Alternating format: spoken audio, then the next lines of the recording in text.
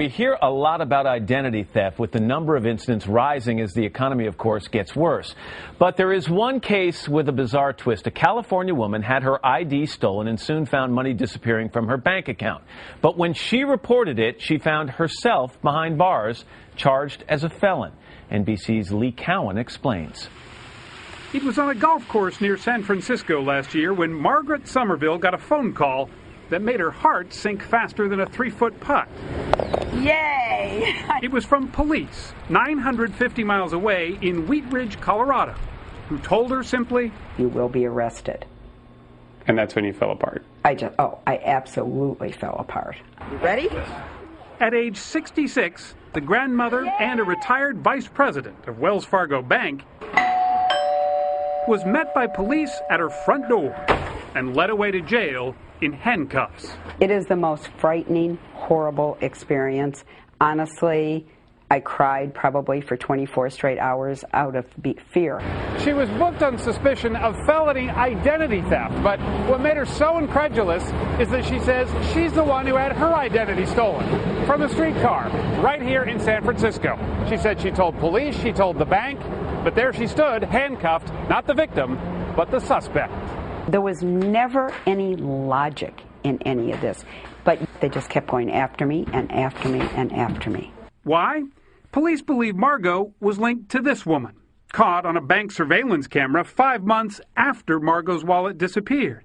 Police say she was passing stolen checks, withdrawing more than $60,000, not only out of Margot's account, but several other Wells Fargo customers too.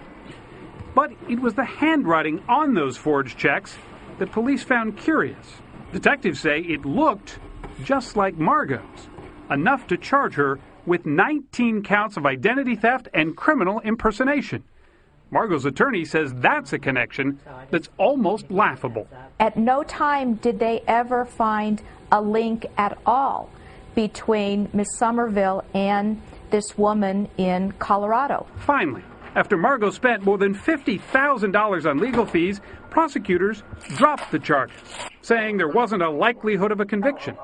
And Wells Fargo credited Margot's account for the money she says was stolen.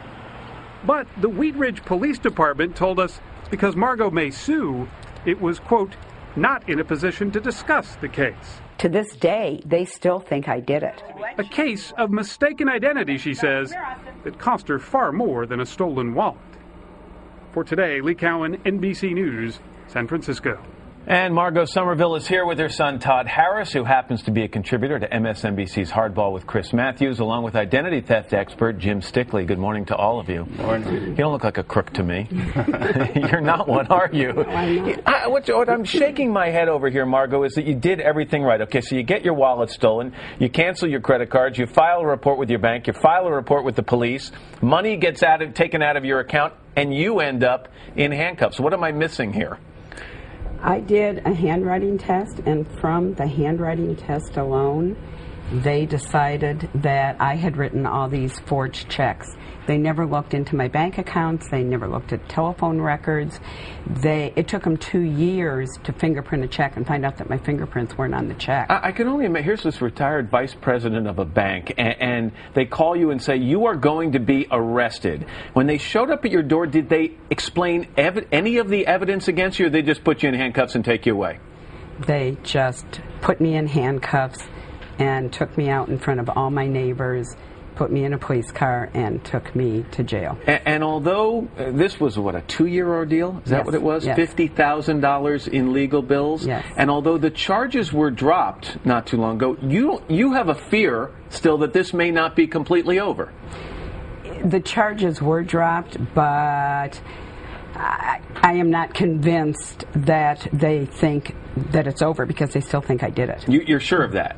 That's what the police told the San Francisco Chronicle. Basically, so they dropped the charges because they didn't think they could get a conviction, not because they're sure you're innocent. Exactly. Todd, Exactly. At any point, when you're hearing this story, did you think, maybe my mom's living a double life? I had to teach her how to cut and paste on the computer. I'm pretty sure she's not the ringleader of identity theft network. What was your reaction when all this was happening?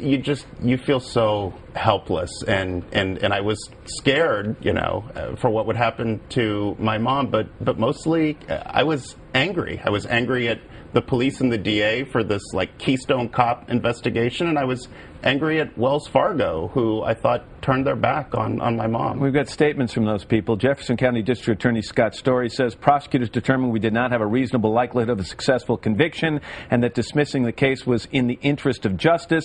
And from Wells Fargo, we're very pleased that information Wells Fargo provided to the authorities and to Ms. Somerville's attorney led to the charges against her being dropped. You're shaking your head. Well, that's just not accurate. No. Not the way it went. Jim, she did everything right. Okay? Absolutely everything She was right. the victim of identity theft. So how do you protect? This was obviously a major screw up. But how do you protect yourself? Well, what she did is generally how you protect yourself. I mean, you make sure you know what's in your wallet. If your wallet's stolen, you make sure that you go ahead and contact the right people. If you have credit cards, you cancel those credit cards, you notify the police, you file a fraud alert. Everything she did is exactly what is supposed to work to solve the problem. Did you do the right? Did you have your Social Security card in your wallet? I did not. You did have my not. So she Social- did that right. And I didn't have a check. You didn't. All right. So this is obviously one of these unusual situations. The lesson to be learned here is that even sometimes when you do everything right, things can go terribly wrong. Absolutely. I mean, she did exactly what you're supposed to do, and she still ended up in a nightmare. Where you go from here? I hope it's over, but I would like to get some of my legal fees back. Or all Yeah, my it's a legal lot of fees money. Back. That It is a was lot of cash. money. Margot, thanks for sharing your story. Thank I appreciate you. it. Todd, thank you. Thank you. Jim, as always, good to see you. Good to see you.